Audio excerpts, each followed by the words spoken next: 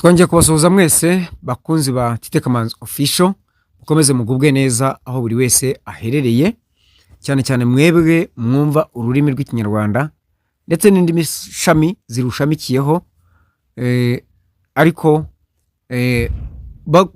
zibafasha kumva ikinyarwanda. Turabasuhuje, turabakunda kandi turabifuriza ibyiza byose. Mbere yuko dukomeza rero, turagira ngo twibukiranye ikiganiro giheruka, kibanziriza igiheruka, ikiganiro nimero 123 cyatubwiraga Pioneer nyawe, ibimuranga. Twabonye ibintu bitatu, ari byo kumva kandi uwumva kandi akemera kwinjira muri Pi Network. Icya kabiri, kwishyiriraho gahunda ihamye yo kumayininga. Icya gatatu, ni uguhorana inyota yo kumenya amakuru yose cyangwa ya ngombwa y'umushinga wa Pi Network, hirindwa ibihuha. Uyu munsi rero turakomereza ku ngingo zisigaye zirindwi zose, ariko mbere yuko dukomeza nagira ngo nibutse abantu bifuze yuko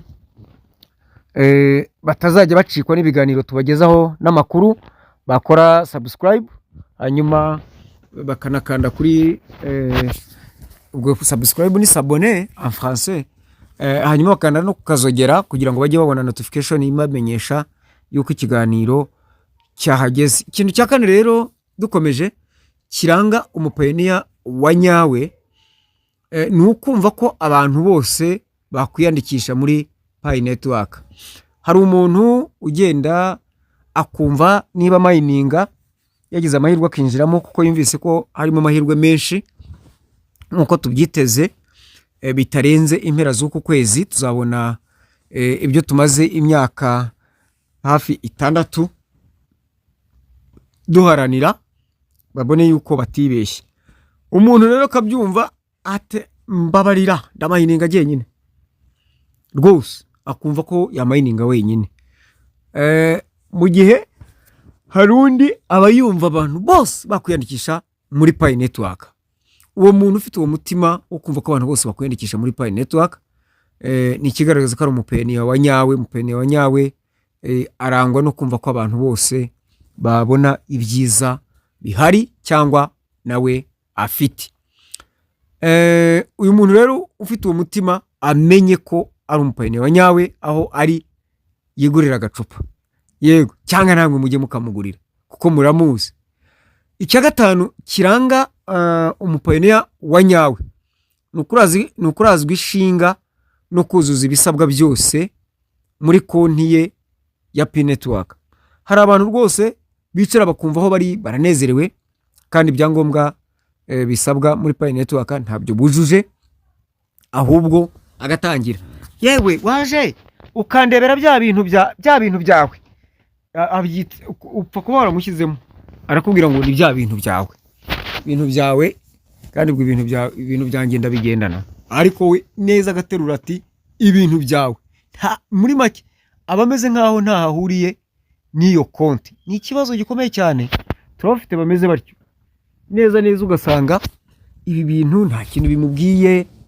Uti reka wenda mbaho urugero, ngira hari igihe wenda mvuga ibintu mumbabarire, burya umunyamakuru nawe aba afite ikibazo gikomeye cyane cy'imivugire ye, kandi biba kenshi bimusaba gutanga ingero. Watanga urugero, umuntu ati wamvuze, ndabizi neza ko hari umuntu nigeze kuvuga twavuganye, ariko numva asa nk'unyiyemeyeho, yaje kuba ngombwa ko mbitangaho urugero, ariko urugero nabitanzeho ntabwo ari rubi, ahubwo we ntiyongeye kumvugisha kuva icyo gihe kugeza n'ubu. Nta kundi nabigenza kuko niba umuntu atereye iyo urugero, nababwiye ko dufite amahugurwa, ariko ikibazo amahugurwa ndandika, mvuga na audio, mvugira no muri audio, mbabwira ibisabwa, aho azabera n'amasaha n'itariki. Umuntu abantu barenze 2 bakandika babaza ngo azabera hehe, birasaba iki? Kandi ibintu aho abarize niho biri. Mukibaza ubundi uyu muntu kwaze kuri urubuga riyobowe na admin, niba adashobora kujya ku rubuga avuga ngo reka ndebe icyo admin yavuze, ubwo arabwirwa benshi nawe ukumviraho. Ubwo umuntu abajya rero hari abantu barazwa ishinga no kuzuza ibisabwa byose muri konti yabo za Pi Network. Konti yabo buri wese muri konti, kuko umuntu agira konti imwe, ibindi tuzabimenya mu mahugurwa. Uyu muntu rero ufite uwo mutima ni ukuri akumva yabuze amahoro. Ndashimira abambuza amahoro bambwira ati Kamanzi wadukoreye ibintu twakubuze biki n'ibiki. Iyi rwose ni ikigaragaza yuko uwo muntu afite akayihayiho ko kugira ngo yuzuze ibisabwa. Icya gatandatu kiranga umupayiniya wa nyawe ni ukwitwararika, kurinda no kubika neza ibyangombwa bya konti ye. Hari abantu sinzi kweri, ngeze ahamba numva umutwe umenetse neza, ugasanga afite uruhare mu kugira ngo ibyangombwa bye abibure, barabimubikiye.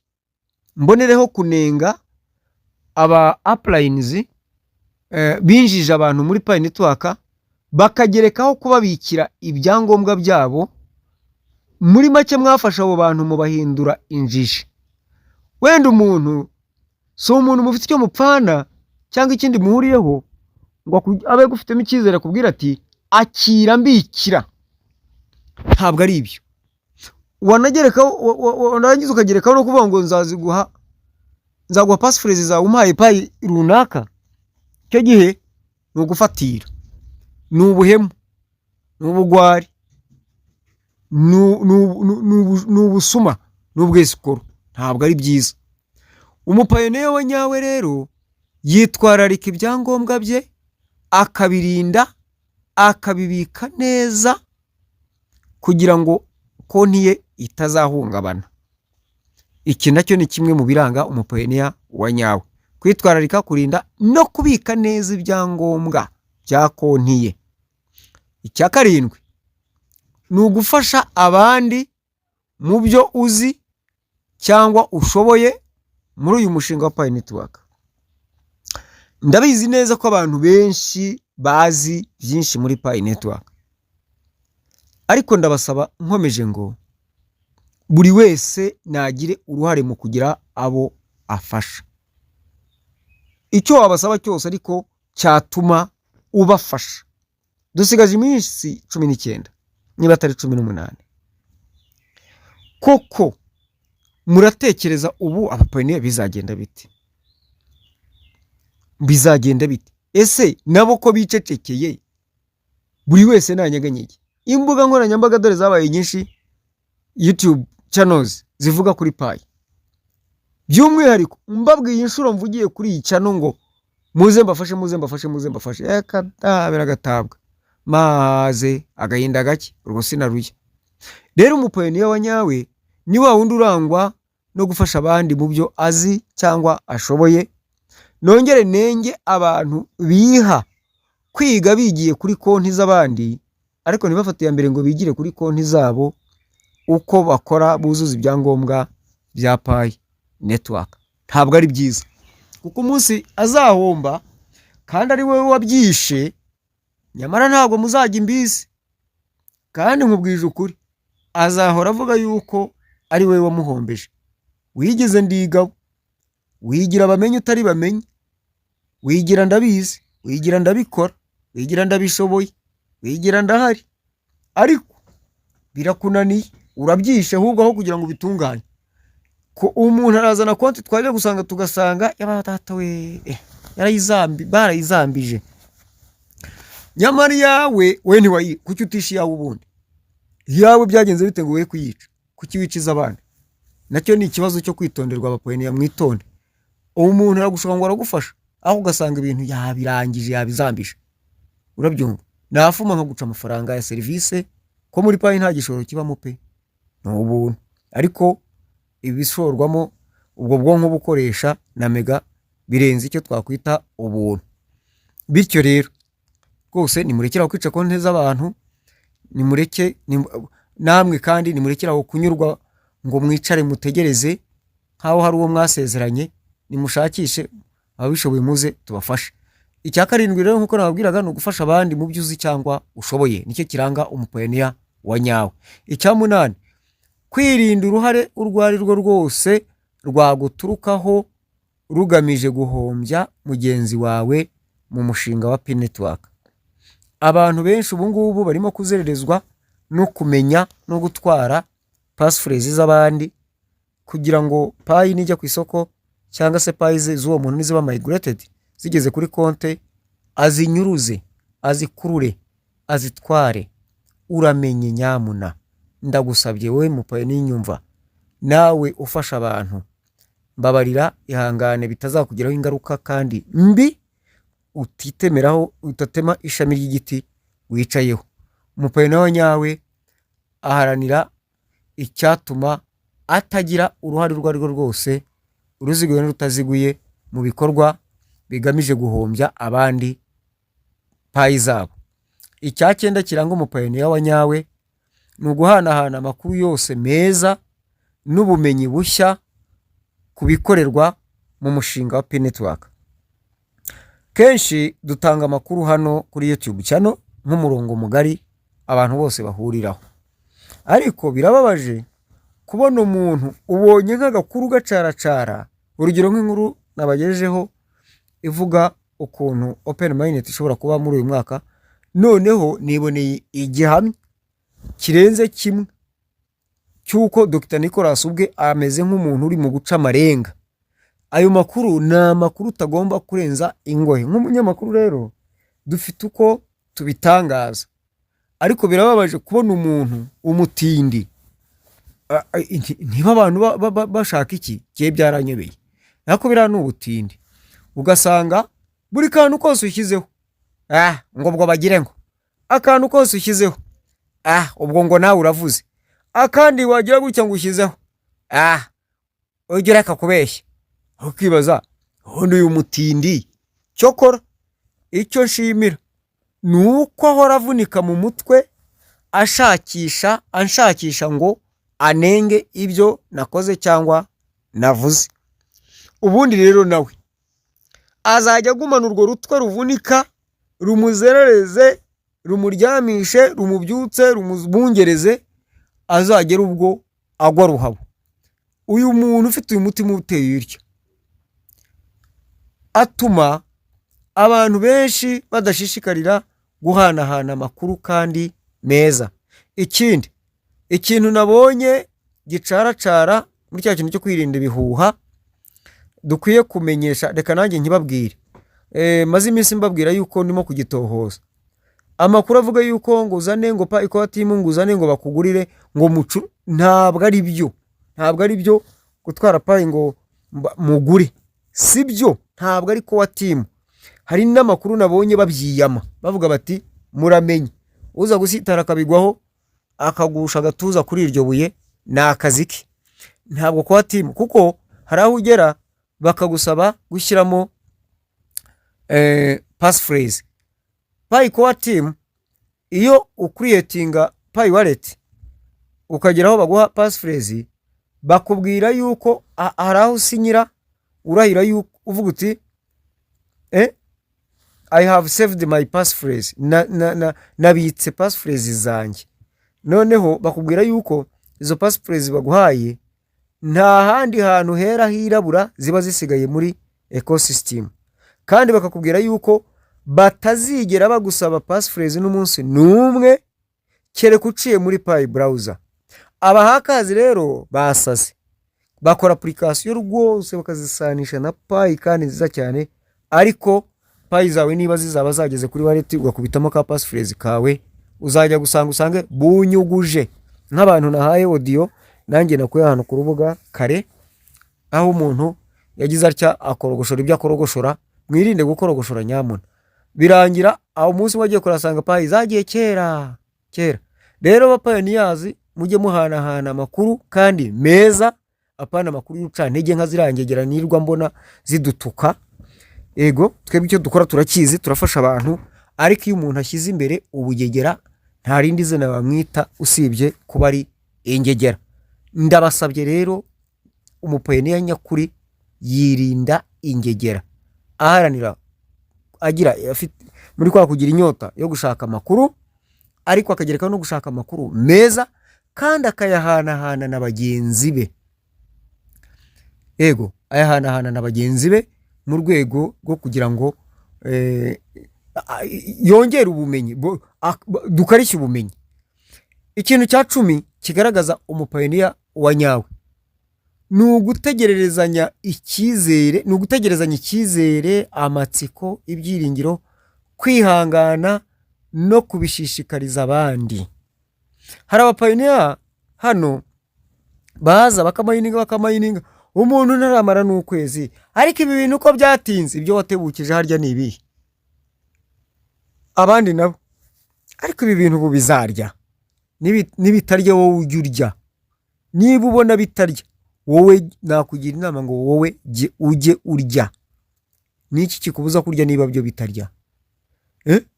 Umupayiniya we nyawe ategereza open minded, afite kwizera, afite icyizere yuko ibyo arimo atibeshya, na cyane yuko twabonye yuko hariya kuri 3 ahora n'inyota yo kumenya amakuru yose cyangwa aya ngombwa mu mushinga wa P network. Iki gihe rero ku ntambwe ya 10 ategerezanya icyizere yuko ibyo arimo bizasohora nta shiti, nta gushidikanya, kandi akagira amatsiko avuga atari ku mana we, nk'ubu kuko bizaba bimeze bite we. Amatsiko agahora ari menshi kandi akagira ibyiringiro yuko azagera ku ntego byanga bikunda, afite ibyo byiringiro. Hanyuma rero agakomeza kwihangana mu bizazana ahura nabyo byose. Telefone zapfuye, internet yabuze, yibagiwe, mu kazi bamubujije kwikorera ibyo akora, amahugurwa ntiyayitabiriye n'ibindi nk'ibyo, ikiganiro cyamucitse. Ibyo byose ni bizazane, ni ingorane ahura nazo kandi akabyihanganira. Agiye kwinjiza abantu muri paye, abanje kubaha amakuru, baramututse, baramusetse, bamwisa umutekamutwe. Mperutse kujya ahantu abo ni buhababwire, ngiye gufasha umuntu, none singezeyo Nyagasani, nukuri navuyeyo narahiye numva ngiye kuba umugome, none byanze kuba umugome ntago nabishobora. Kuko mu bintu data mu myaka mike namaranye na data, hari ibintu yambwiye ahantu ngomba gutura. Yambwiye gutura ahantu hari ibintu 5.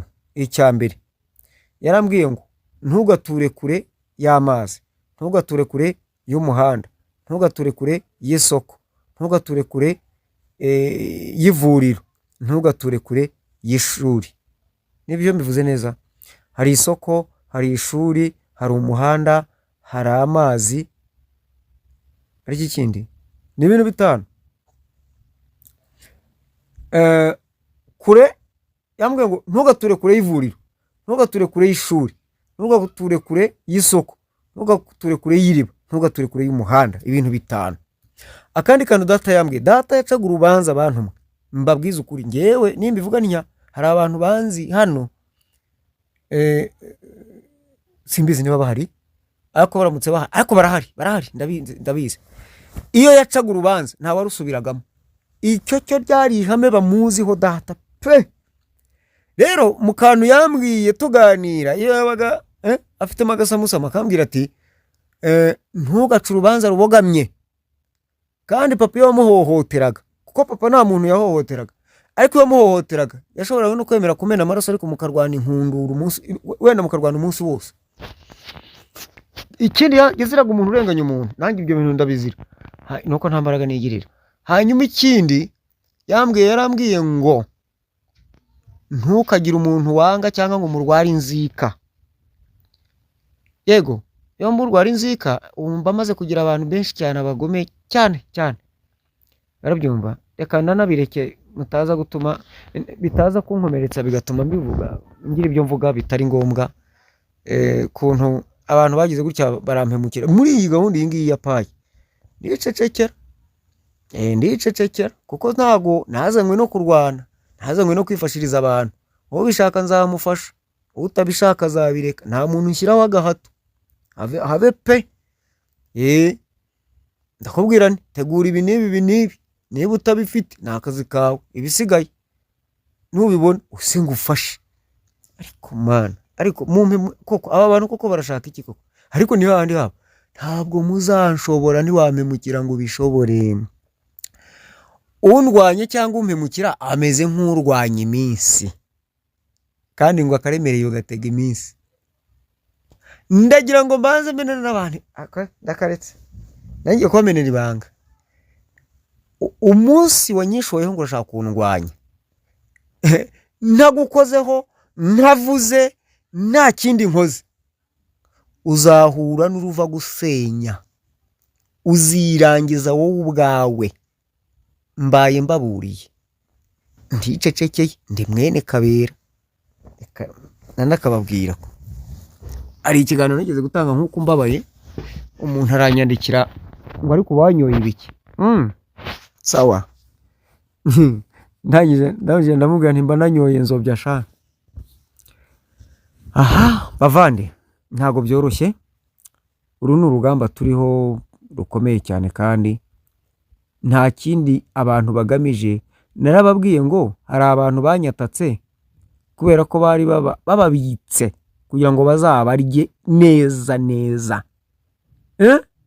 Babarye ujyushiduka usange konti iriho ubusa. Shawe. Umuntu arangije arambwira ngo urigisha abantu, bigisha ibiki? Ngo wabaretse bakirwa birwarize.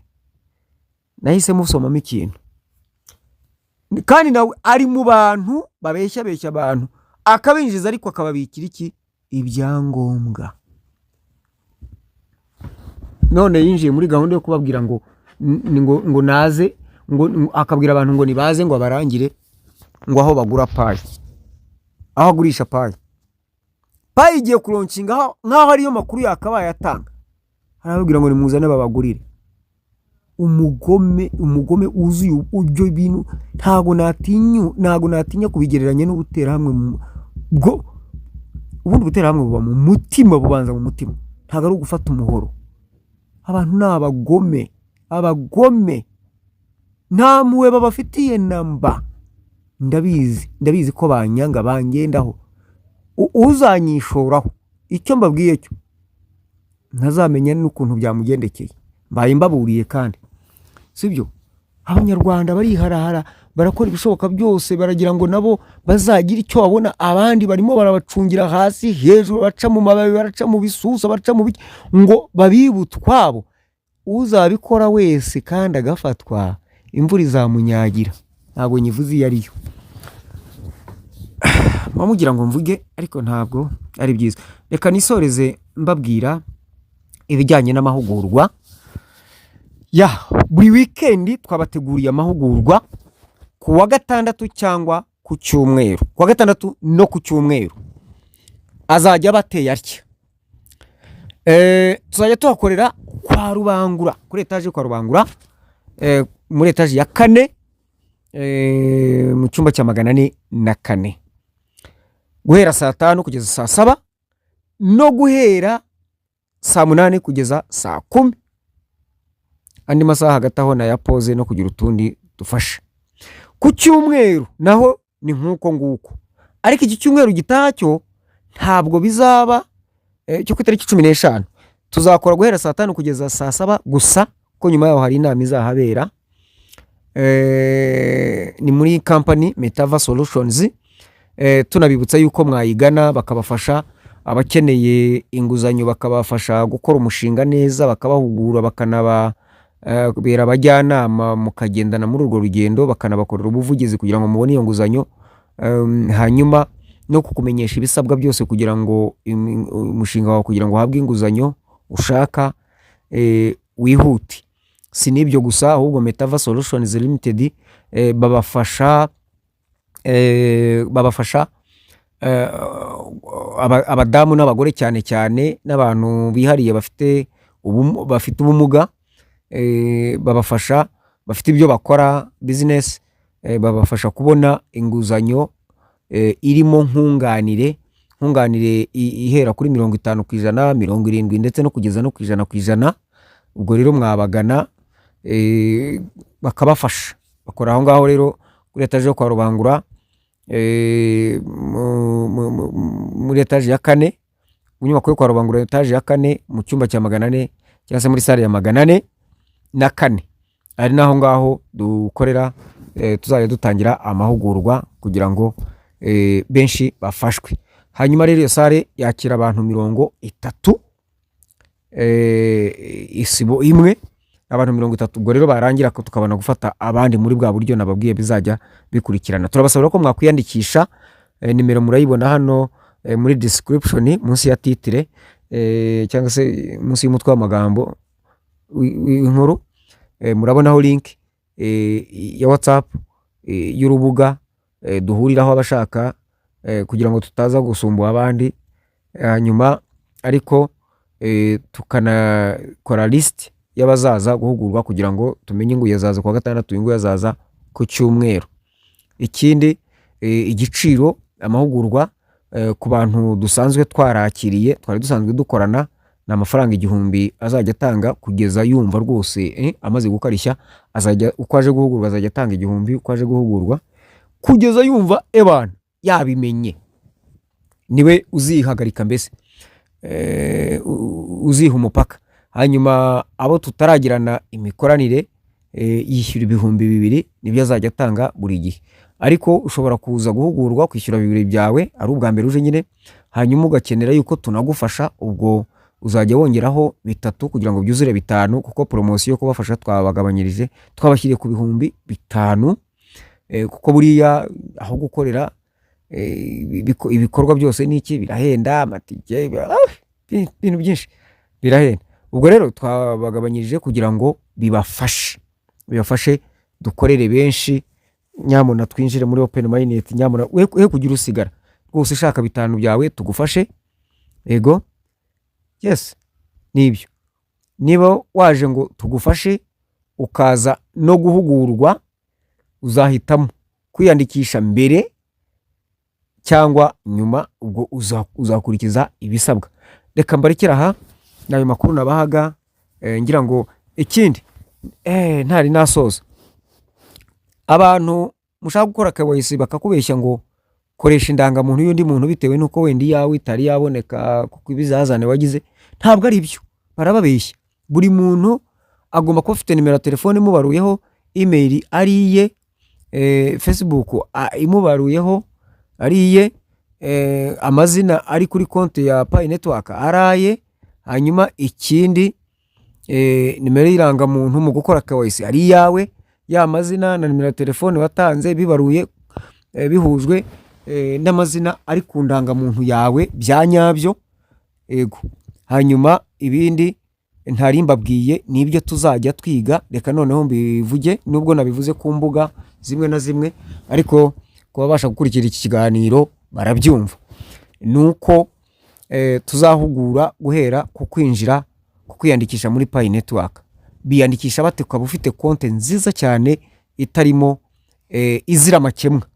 Hanyuma ikindi tuzahugura ni ugukora verifications, ikindi ni security sako, ikindi ni kuzuza mainnet checklist, ikindi ni ukukora KYC. Ibyo byose tuzajya tubyiga mu masaha 2.